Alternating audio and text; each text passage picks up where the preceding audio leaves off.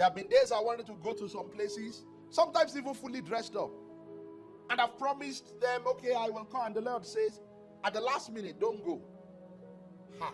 Lord, my heart is really there. Say, call your heart back. Don't go. And you need to be sensitive to be able to pick those things. That's how people have gone to places they shouldn't go. They go and step on poison. They go and step on different things. Your legs can really keep you. Shout hallelujah. Psalm 119. Look at verse 101. Psalm 119 verse 101. I have refrained my feet from every evil way, that I might keep thy word. Your ability to keep God's word may be affected by the places you go.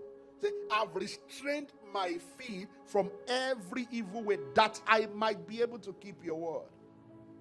They are family friends, they have come to greet us so many times. But the last time you went to greet them, it ended badly. And your spirit has been saying, don't go again. Now, don't misunderstand me. We can go to different places as long as the Spirit of God inside us grants us a release. Okay? I'm only saying that be sensitive to the Spirit. Have a covenant with your legs. You come to church on Sunday, you go to a club on Friday. What is that?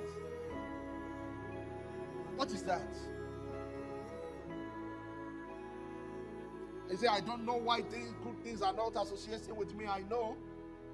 Because you club with the wrong people when you are supposed to be a part of the Commonwealth of Zion. Say, we have come into the company of an innumerable company of angels.